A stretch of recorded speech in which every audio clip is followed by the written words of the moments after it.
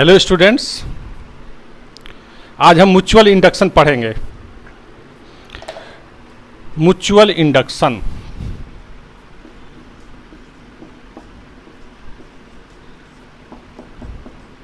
Mutual induction क्या है?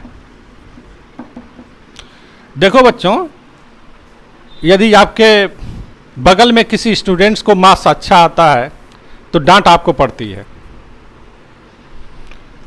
इसका मतलब क्या हुआ? इसको यदि हम कोरिलेट करें, सपोज आपके पास दिया हुआ है दो कॉइल और एक कॉइल में करंट में चेंज हो रहा हो।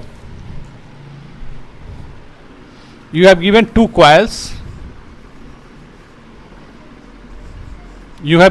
कॉइल्स, और एक कॉइल में यदि करंट में चेंज हो रहा है तो दूसरे कॉइल में ऑटोमेटिक करंट फ्लो करने लगता है। जैसे हमने बताया कि पड़ोसी के घर में कोई स्टूडेंट है, उसका मार्क्स अच्छा आ गया तो डांट आपको पड़ती है। भाई मार्क्स दूसरे का अच्छा आया, डांट आपको पड़ गई। आप तो उसके कांटेक्ट में भी नहीं है, कहीं से कोई संपर्क नहीं है, तो फिर this phenomenon is known as mutual induction. और इसको हम लिखेंगे कैसे? Mutual induction is the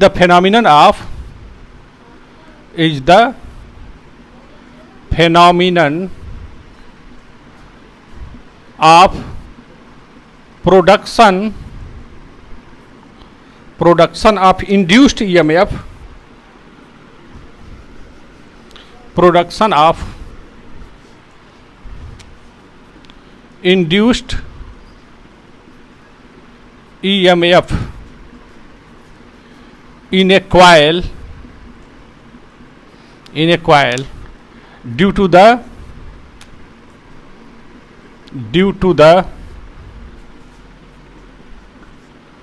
change in current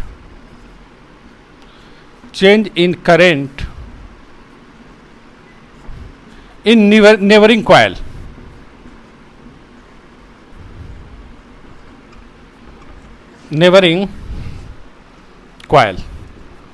तो इसको आप लिख लेंगे, what is mutual induction? Mutual induction is the phenomenon of production of induced EMF in a coil due to the change in current in the neighbouring coil. यदि बगल में कोई coil है तो उसमें करंट में चेंज होने की वजह से दूसरे कॉइल में EMF इंड्यूस्ड हो जाता है, और यदि सर्किट कंप्लीट है तो करंट फ्लो करते हैं, that is known as induced current.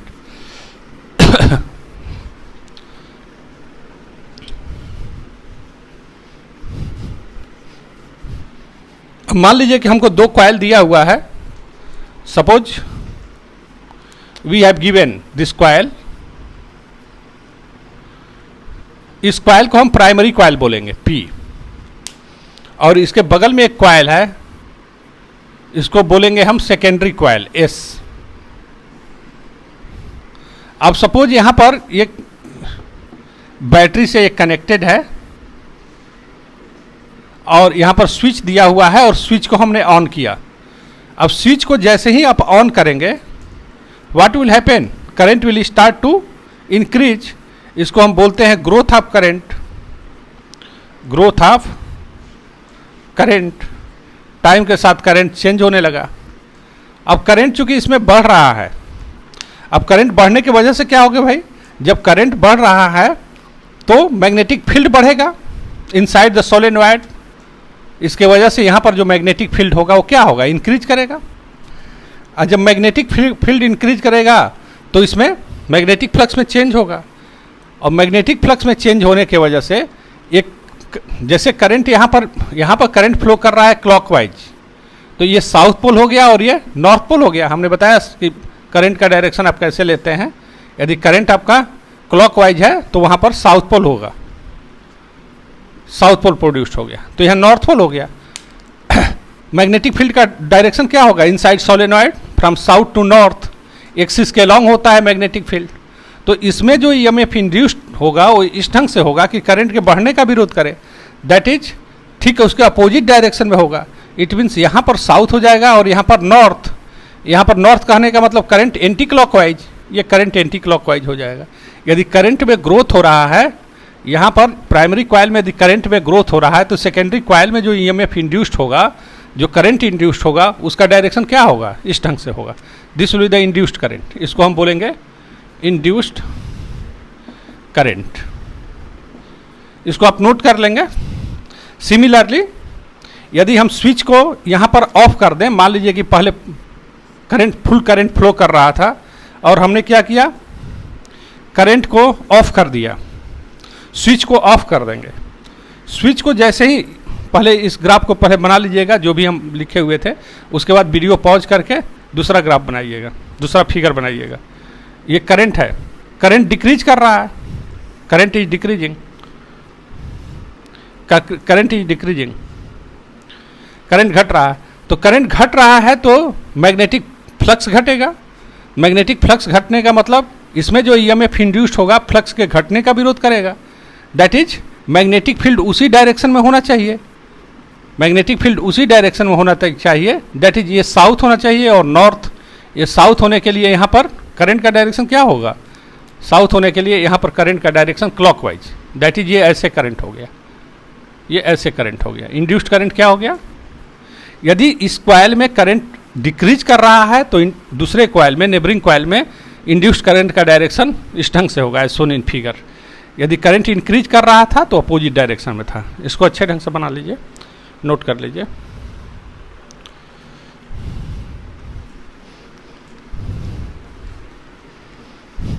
तो this was about the mutual induction.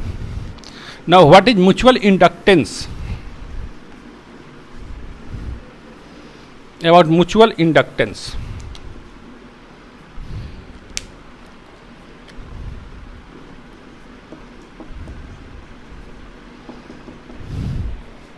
Mutual inductance, what is mutual inductance? देखिए, म्यूचुअल इंडक्शन और म्यूचुअल इंडक्टेंस बिल्कुल अलग अलग है। म्यूचुअल इंडक्शन, म्यूचुअल इंडक्टेंस अलग अलग है। हमको मान लीजिए दिया हुआ है दो कॉइल, एक कॉइल ये है जिसको कि प्राइमरी कॉइल हम बोलते हैं, हमने बताया था आपको, और ये यहाँ पर सेकेंडरी कॉइल है, सेकेंडरी कॉइल है। इसमें करंट में करंट फ्लो कर रहा है आई। आप इस बात को लिखिएगा, कंसीडर, इसको प्राइमरी कॉइल बोलते हैं, इसको सेकेंडरी कॉइल बोलते हैं। कंसीडर या डायरेक्ट लिखिए, the magnetic flux, the magnetic flux, magnetic flux को हम फाई बी लिखते हैं, magnetic flux, the magnetic flux associated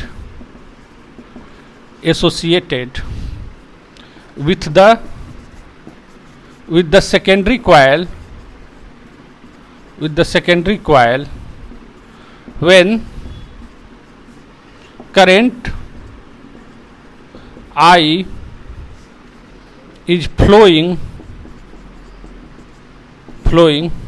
in primary।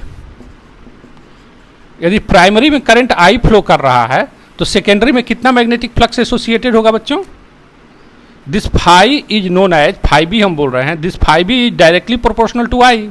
Current पर डिपेंड करेगा। करंट ज़्यादा होगा तो मैग्नेटिक फ्लक्स ज़्यादा होगा। क्यों ज़्यादा होगा? क्योंकि करंट ज़्यादा होगा तो मैग्नेटिक फील्ड अधिक है, मैग्नेटिक फील्ड अधिक है तो मैग्नेटिक फ्लक्स अधिक होगा। इसका मतलब magnetic flux associated with the secondary coil is directly proportional to the current in the primary coil. Now after that,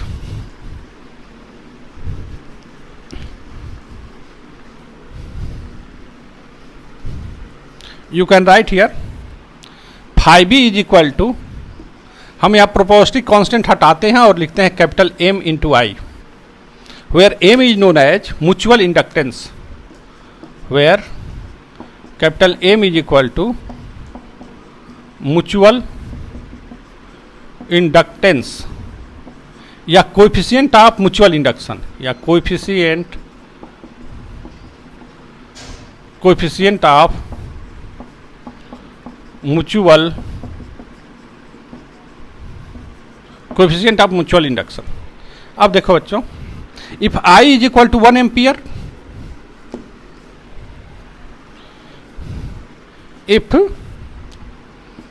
if I is equal to what? 1 ampere, then M is equal to what? M is equal to phi b। तो mutual inductance को हम कैसे define करेंगे? Mutual inductance between the two coils is the magnetic flux associated with a coil when a current of 1 ampere is flowing through the another coil. इसको यहाँ पर लिख सकते हैं mutual inductance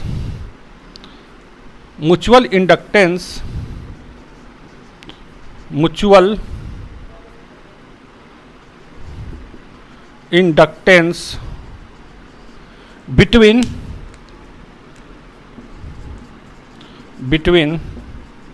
the two coils is the magnetic flux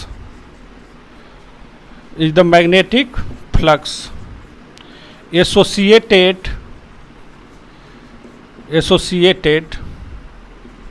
with the secondary coil with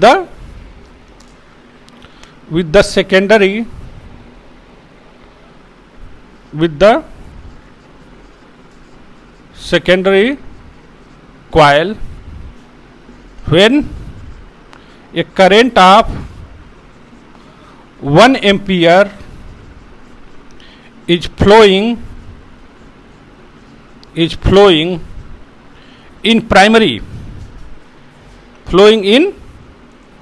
primary and vice versa.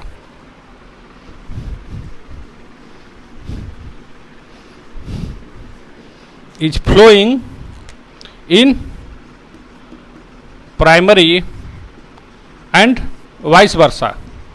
Vice versa कहने का मतलब यदि सेकेंडरी में 1 एम्पियर का करंट फ्लो कर रहा है, या यूनिट करंट भी हम बोल सकते हैं, यदि सेकेंडरी में यूनिट करंट फ्लो कर रहा है तो उसके वजह से प्राइमरी में कितना मैग्नेटिक फ्लक्स एसोसिएटेड है, that is known as what?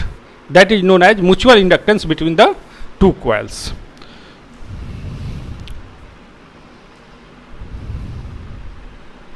Magnetic field, यहां पर जो वर्ड यूज करते हैं ना, एसोसिएटेड न कह के हम लिंकेज बोलते हैं. मैग्नेटिक फ्लक्स लिंकेज आप बोल दीजिए, magnetic flux linkage with the secondary coil when a current of 1 ampere is flowing in primary and vice versa.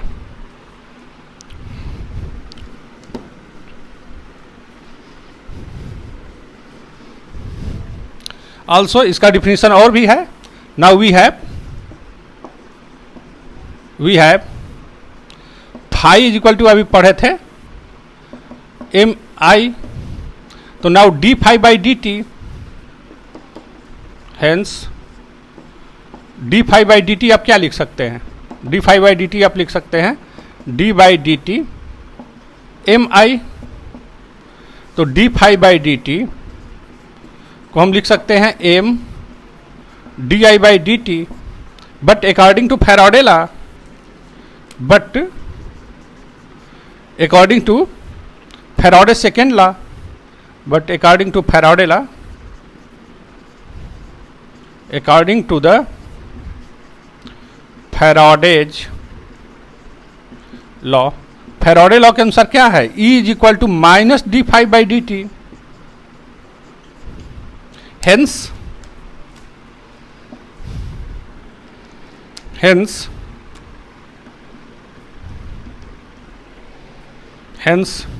E is equal to minus M d I by D t, या magnitude हम ले लेंगे, magnitude of E is equal to M d I by D T.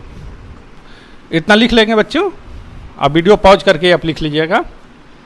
तो if, अब यहां पर समझिए, if D I by D T is equal to 1 ampere per second, then capital M is equal to E, इसको note कर लीजिए. अब कैसे डिफाइन करेंगे म्यूचुअल इंडक्शन को, म्यूचुअल इंडक्टेंस को?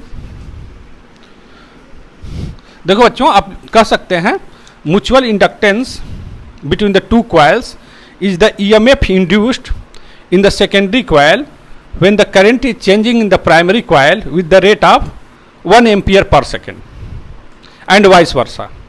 यदि सेकेंडरी कॉइल में, यदि प्राइमरी कॉइल में करंट चेंज हो रहा है 1 एम्पियर पर सेकेंड से, और सेकेंडरी में, तो उस समय सेकेंडरी में जितना ईएमएफ इंड्यूस्ड होगा that is known as mutual induction, mutual inductance.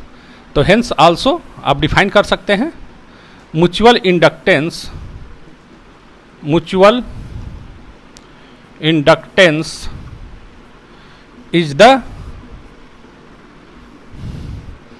is the magnitude of ये मैग्नीट्यूड है, is magnitude of EMF induced in the secondary coil, in the secondary coil when the current, या due to the current, या ठीक है ऐसे भी लिख सकते हैं when the current in primary coil is changing with the rate of unity या 1 ampere per second, and vice वर्सा,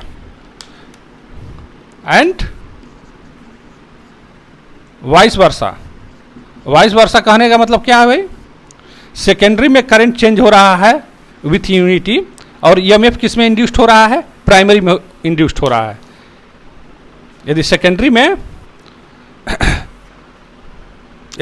में चेंज हो रहा है करंट 1 एम्पियर पर सेकेंड का, तो उस समय प्राइमरी में कितना ईएमएफ इंड्यूस्ड होगा, that is known as mutual inductance. Now after that 1 henry, इसका एसआई यूनिट होता है Henry.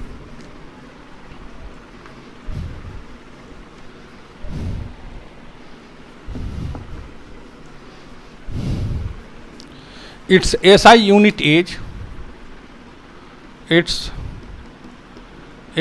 unit is henry. SI unit henry है। अब देखो बच्चों 1 हेनरी को कैसे आप डिफाइन करेंगे, 1 हेनरी को कैसे आप डिफाइन कर सकते हैं। यहां पर देखिए वी हैव, यही हम लिख रहे हैं, यहीं से आप लिख लीजिएगा we have,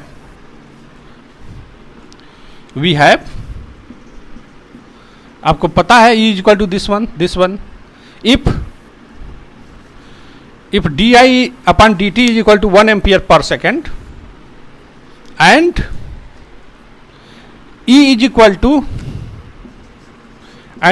equal to magnitude of E is equal to 1 volt. यदि ये भी 1 हो जाए, ये भी 1 हो जाए, then capital M is equal to 1 henry. इसका मतलब क्या हुआ, इसका मतलब ये हुआ 1 हेनरी क्या होता है, 1 हेनरी इज द 1 हेनरी कैसे डिफाइन करेंगे, if the current is changing in the secondary coil with the rate of 1 ampere per second, and magnitude of EMF induced in the primary coil is of 1 volt, then the mutual inductance between the two coils is said to be of 1 Henry. आप लिख सकते हैं इसको, if the current is changing in a coil, किसी भी coil में, चाहे primary हो चाहे सेकेंडरी हो, if the current is changing in a coil with the rate of, ये पूरा लिखेंगे जब ये 1 हेनरी डिफाइन करेंगे, तो इसको भी आप यहां से लिखना शुरू करेंगे, in a coil with the rate of 1 ampere per second, या इसको यूनिटी भी बोलेंगे, and the magnitude of EMF induced in the another coil, दूसरे coil में, in the another coil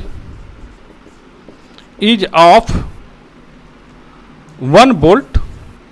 कितना EMF induced हो रहा है बच्चों, coil is of 1 volt, then the mutual inductance, then the mutual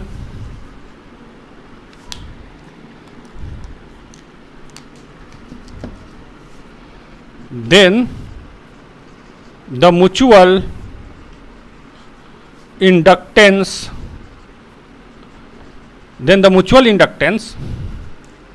between the coils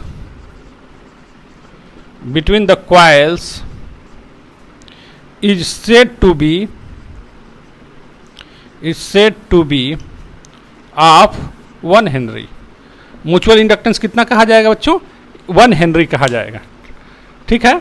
if the current is changing in A coil with a rate of, एक coil में current किस rate से change हो रहा है? यूनिटी से change हो रहा है। और दूसरे क्वाइल में ईएमएफ इंड्यूस्ड हो रहा है। Magnitude of EMF induced in another coil is of 1 volt का ईएमएफ इंड्यूस्ड हो रहा हो, तो हम बोलेंगे कि दोनों के बीच में म्यूचुअल इंडक्टेंस कितना है? 1 हेनरी है। तो ये भी बहुत इंपॉर्टेंट है 1 हेनरी का डिफिनीशन। नाउ आफ्टर दैट हम कुछ सिस्टम होंगे जिनके कि म्यूचुअल इंडक्टेंस हम निकालेंगे।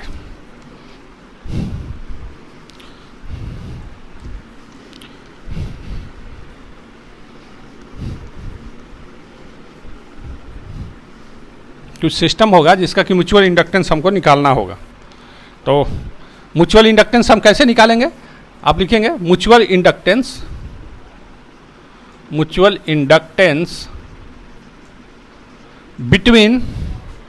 between the two coplanar inductance, between the two coplanar concentric, between the two coplanar concentric coil।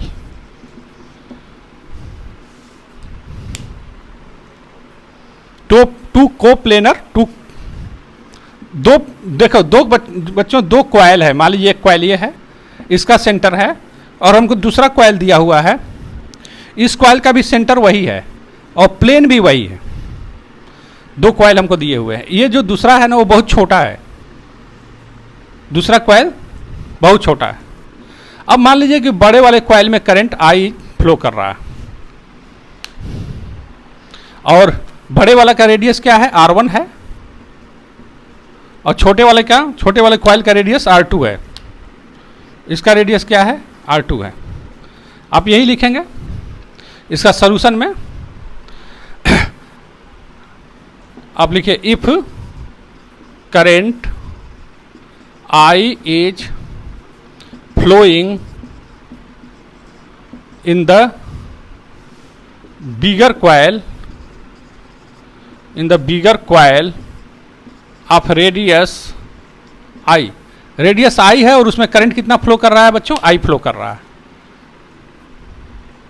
Bigger coil of radius R1, इसका बड़े वाले का रेडियस R1 है और इसमें करंट कितना है? I फ्लो कर रहा है। Then the magnetic field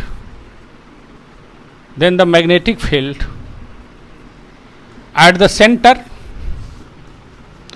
the center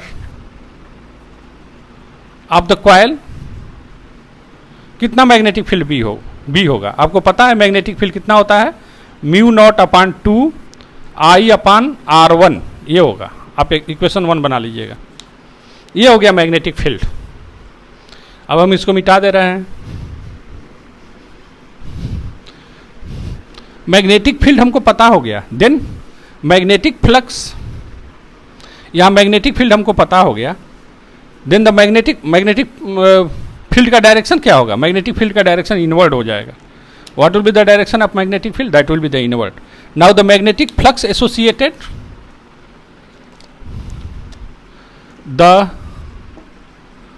the magnetic flux associated with the smaller ring या coil, with the smaller with the smaller ring. दो कंसेंट्रिक क्वाइल्स हैं, सर्कुलर क्वाइल्स हैं। अब उस पर लिख लेंगे दोनों क्वाइल्स क्या हैं, सर्कुलर क्वाइल्स हैं। रेडियस हम लिखे हुए हैं तो इसमें तो कोई डाउट नहीं है कि सर्कुलर है कि नहीं है। The magnetic flux associated with the smaller coil of radius R2। यहाँ पर R2 इज वेरी स्मॉल, क्योंकि R2 बहुत ज़्यादा हो जाएगा तो जो अभी मैग्नेटिक फील्ड निकाले हैं केवल सेंटर पर निकाले हैं। इसका मतलब क्वाइल बिल्कुल इतना छोटा है कि बिल्कुल सेंटर पर ही है। यदि बड़ा हो जाएगा तो इसके सेंटर पर नहीं, उसके अगल बगल हमको मैग्नेटिक फील्ड पता करना पड़ेगा, जो कि काफ़ी टीडियस हो जाएगा। तो magnetic flux phi is equal to B into A. बी कितना हो गया, म्यू नॉट अपान 2 आई अपान R1, और एरिया कितना हो जाएगा इसका, pi R2 square. This will be the area. तो फाई इज इक्वल टू आप लिख सकते हैं,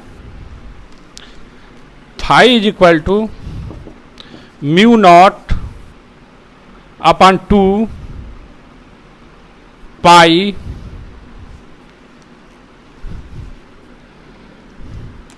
फाई इज इक्वल टू लिखिएगा mu naught upon 2 pi upon R1, और यहाँ पर R2 स्क्वायर इंटू आई, ये हो गया। इसको इक्वेशन 2 आप कह दीजिए। But we have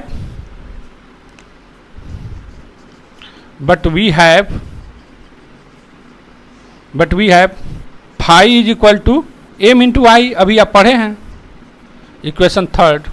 now comparing second and third,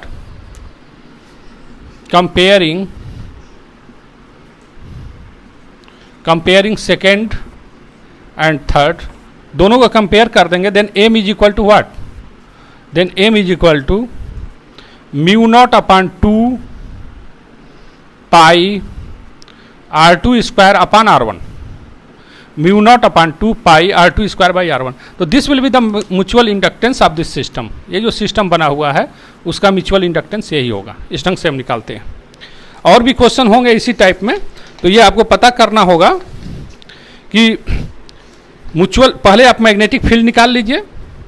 जैसे स्मॉल स्क्वायर लूप, आप देखिए क्वेश्चन हम डिस्प्ले कर दे रहे हैं। ये small square loop of wire of side L, इसको आप पहले मिटा दे रहे हैं।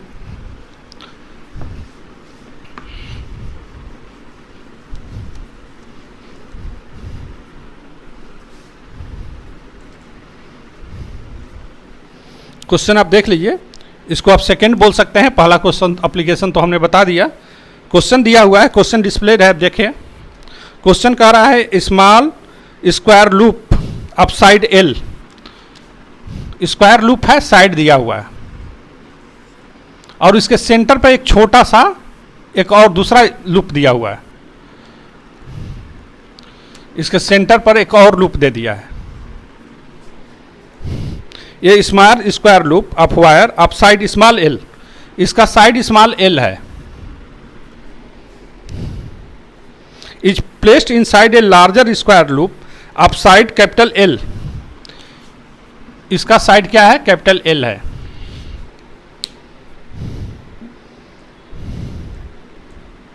L is much greater than, जो क्वेश्चन में ही दे दिया है L की वैल्यू, ये जो स्मॉल L है बहुत छोटा है।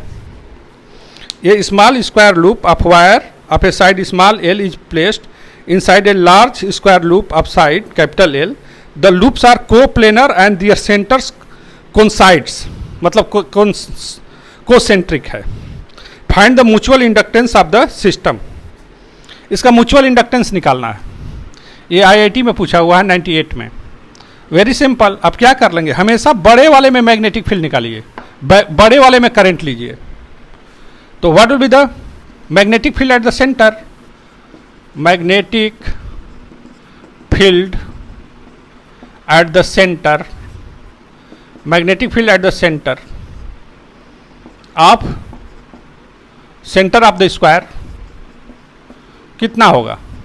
यदि करंट I है तो करंट हमने I ले लिया, तो मैग्नेटिक फील्ड देखो बच्चों, आपको पता है साइड L है, तो मैग्नेटिक फील्ड निकालने का तरीका बायो सेवर्ट लॉ जब आप पढ़े थे तो आप क्या लिखे थे, mu naught upon 4 pi I अपान यहां से यहां तक का डिस्टेंस, ये डिस्टेंस आप लिए थे यहां से यहां तक का,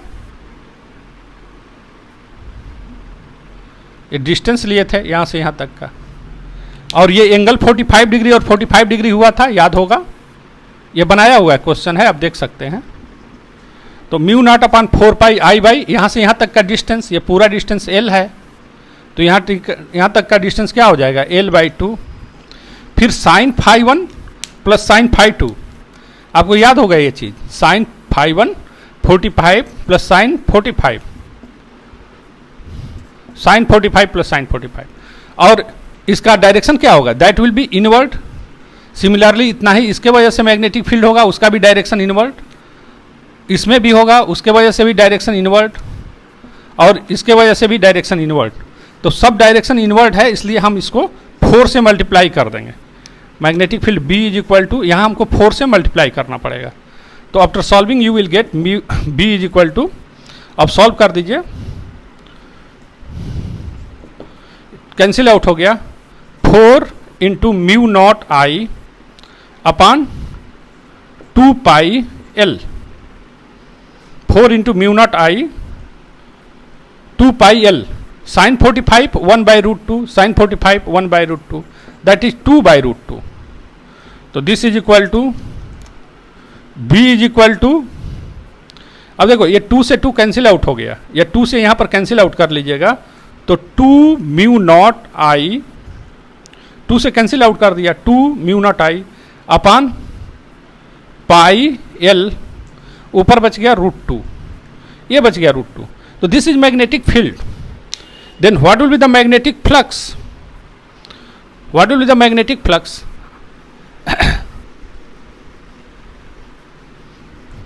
then the magnetic flux associated with the smaller loop, the magnetic flux associated with the smaller loop, कितना magnetic flux upside small L, इससे और स्मॉल एल क्या है बच्चों, this L is much less than capital L. कितना flux होगा, phi is equal to, आपको पता है B into A, B into A, B की वैल्यू दिया हुआ है, बी की वैल्यू दिया हुआ है, बी के जगह पर आप लिखेंगे phi is equal to, B के जगह पर आप क्या लिखेंगे, 2 root 2 mu naught pi L into I, into A के जगह पर एल स्क्वायर, एल के जगह पर एल स्क्वायर, एरिया के जगह पर क्या लिखेंगे, एल स्क्वायर लिखेंगे। तो this is the magnetic flux. Phi is equal to आप लिख सकते हैं, फाई इज इक्वल टू आप लिख लीजिए 2 root 2 mu naught L square pi L I, ये होगा magnetic flux, 2 root 2 mu naught L square pi L, ये हो गया मैग्नेटिक फ्लक्स। नाउ कंपेयरिंग, ये इक्वेशन 1 आप कर दीजिएगा या 2 कर दीजिए, but we have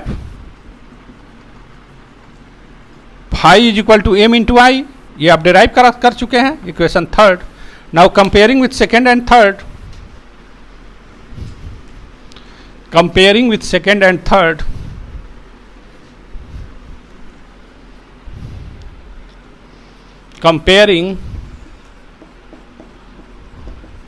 comparing with second and third, तीनों सेकेंड और थर्ड से कंपेयर कर दीजिए, तो हमको क्या मिल जाएगा यहाँ पर, M is equal to 2 root 2 mu naught L square upon pi L.